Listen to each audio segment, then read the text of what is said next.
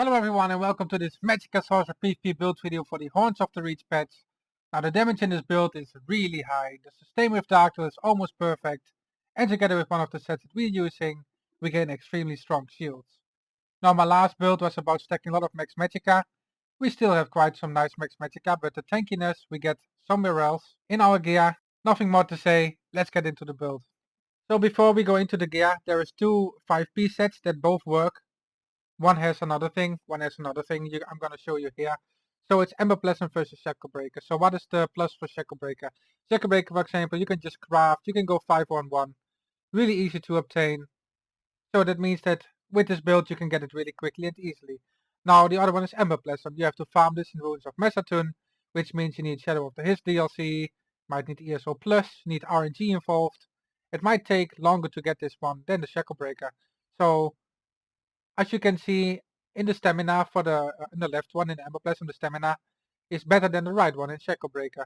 But the thing is, do we really need this much stamina and this much recovery? For me, I don't really think we need this. So then we're gonna look to what do we get with Shacklebreaker instead. With Shacklebreaker we get 1k extra Magicka and we get around 200 extra spell damage. With the buff that actually adds up by quite a lot. So do you want to have more stamina sustain? Take Ember Pleasant. Do you want to have more damage? You can take Shacklebreaker. Now that we discussed this, let's go into the gear. So for the gear, we are using what I'm going to show you 5 Shacklebreaker because I just like to have more damage. So I'm going to show you the Shacklebreaker one. Running a heavy body, medium legs, and then we run 3 light pieces. For me that's the shoes and the sash. Now, next patch we're going to get the Domihaus, which is our one piece. You get it maybe from keys, so that means you get a shoulder. So you want to craft yourself some Shacklebreaker light hat. Maybe you get a hat from the dungeon, so you craft yourself Shacklebreaker ear pallets. That's how you make up for that. Then I run Wizard's Riposte. This set is so strong, guys. The minor Maimon people literally reduces their tooltip by 15%, which indirectly makes your shields 15% stronger. The reason is, this buff is for 15 seconds long and it's really easily applied. That's why we only run it on the back bar. Now what a lot of people are thinking, like, with critical damage, shields can't be critted, right? Yes, that's right. But the game calculates crits, but doesn't do critical damage. So that means that this set will proc through shields, which really, yeah, is just really nice. And it gives you that extra tankiness. Now I'm going to show you the skill that we use too, which is the Light Champion, the Restore ult. Gives you major protection, reducing the damage taken by 30%. This means someone who is hit by minor maim from the Wizard's Riposte, and you have the Light Champion on you, you have 45% damage mitigation. This is so fucking much, guys.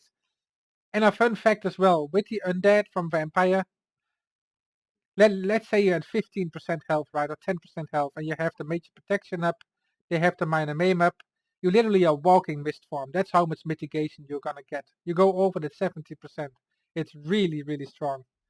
Now, because we don't need the Wizard Riposte on the back bar, or sorry, on the main bar, I mean, we're running our VMA Inferno stuff here. So, as far as trade goes, Sharpened will do fine. Nirnhound might be a little bit better. Precise will do fine. Those are all good. I have a Sharpened one. If you get a Nirnhound, then you're gonna use that instead. Back bar, I'm still gonna run defending. You could run Infuse here as well to make your Enchant stronger. Do what you like. I like to have another 5 to 6% damage mitigation here. Like on that back bar, with all those buffs, you're gonna just be really tanky. Now for the gear, I have full impen on this one here. I think running 1 well fitted might also be really good. Maybe even 2 well fitted. Just make sure you get at least 2k crit resistance. I feel this crit resistance together with the Wizard's Riposte and all this stuff combined, you become actually really, really tanky. So next up to the gear, as you saw already, we are running the, well, Vampire, let's say. Running Vampire. We run the Mage. This got a buff. It's 2k Magicka right now. This is a lot. And you see, let me swap to the main bar. We get 41k Magicka on that main bar.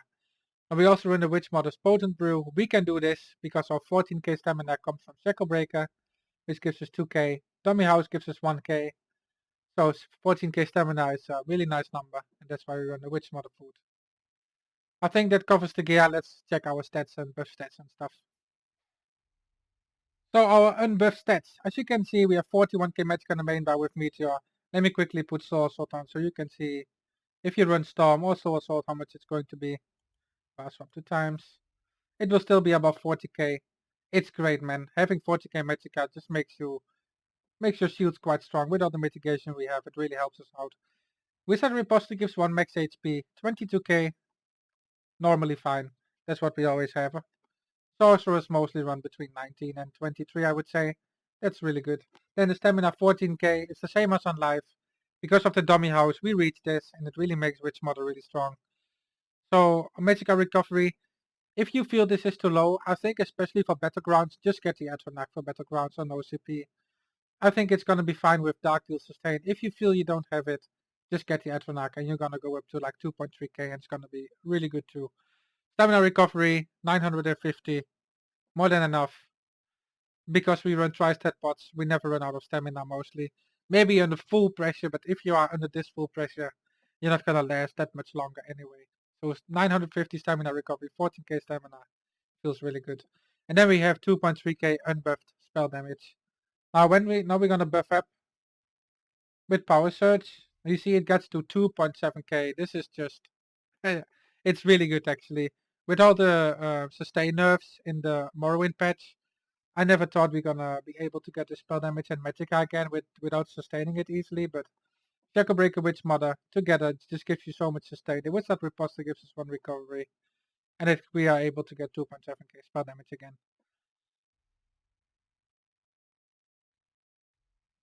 I think that covers all the stats. Oh, we can even use a potion, you see. And we go to 2.2k Magicka Rec. Halfway to 1.1k stamina recovery. Not much else to see about here.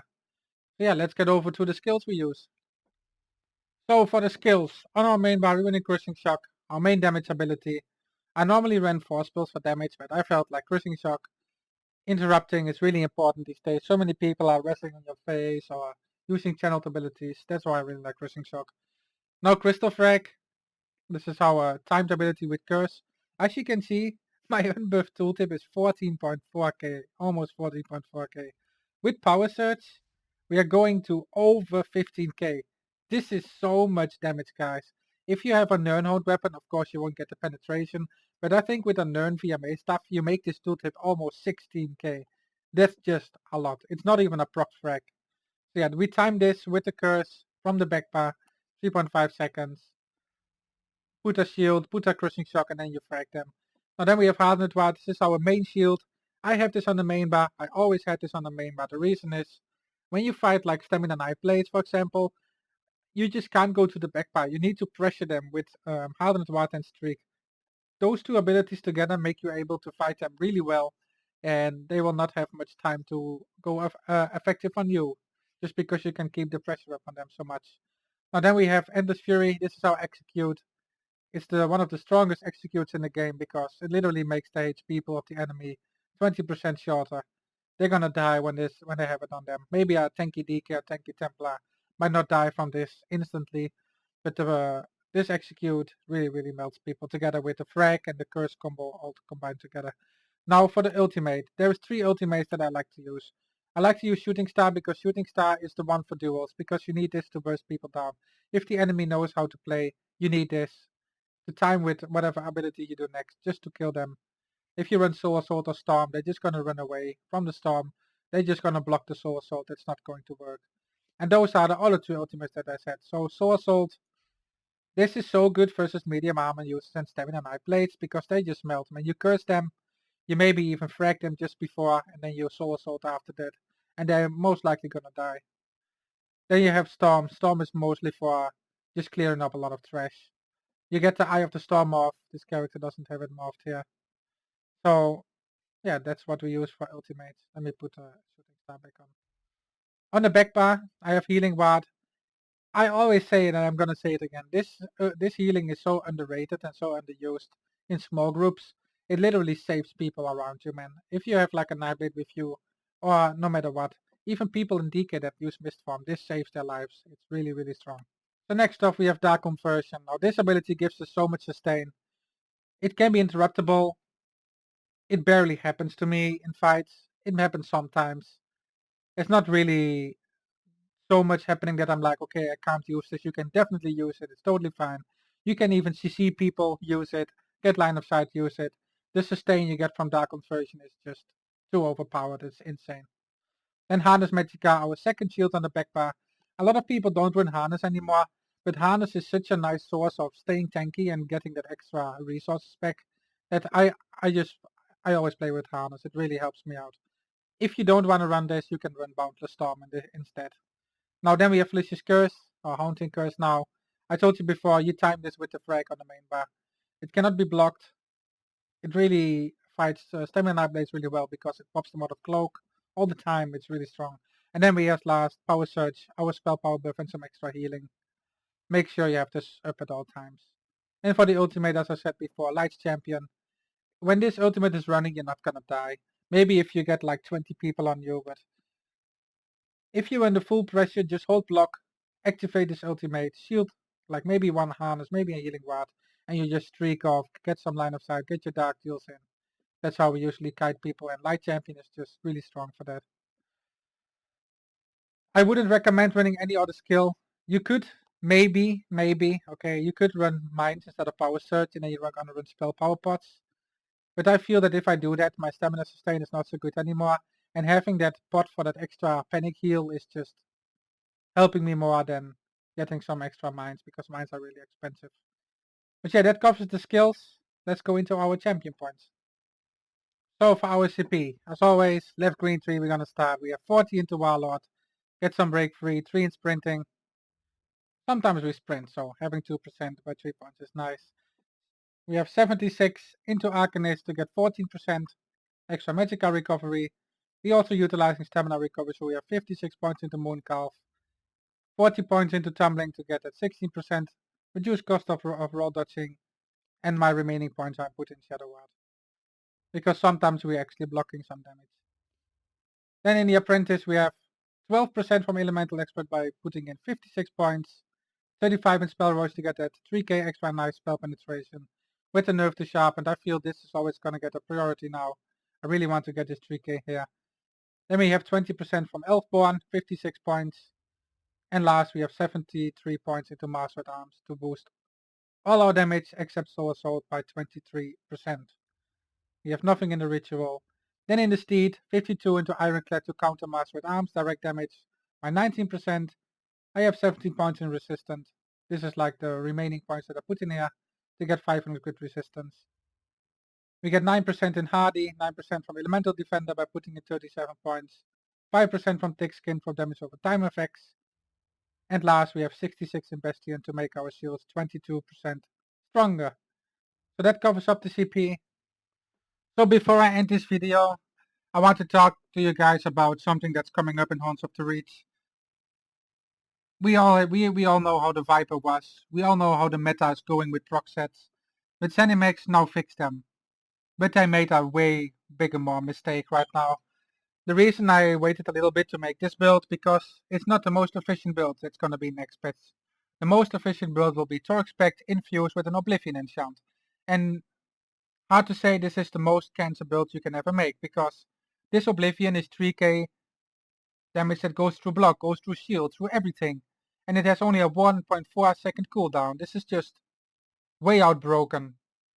The reason I don't make a video this time about this, like normally I would run the efficiency, but this just has no counter. It's maybe I don't even PvP in the beginning of One of the Reach, because your recap's gonna be full of damage helps by people running the Torexpect.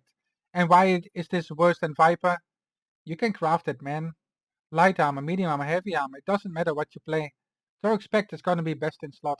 And this is just absolutely broken. Like I dueled with Russell and we tested it together. I run this build, he runs the Torexpect. I just die in less than 20 seconds because you cannot out-heal this damage health proc on you. No, it's not about who is better or who is worse. Frost and I are both good sorks. So I put on Torexpect and it goes the other way around. He dies under 20 seconds. I wanted to show this in this video to let you know this. I hope they're gonna nerf it, and when they're gonna nerf it, this is the build that I'm gonna run. 100%, it's really strong. So let's hope they fix it. I want to thank you all for watching. If you want to see me playing the Sorcerer, make sure you follow me on Twitch, because I'm playing this most of the time together with Stemblade, sometimes Magicka Ward, and those are my main classes right now. Once again guys, thank you very much for watching. Hope you're gonna have a lot of fun in the next patch, and I'll see you in the next video.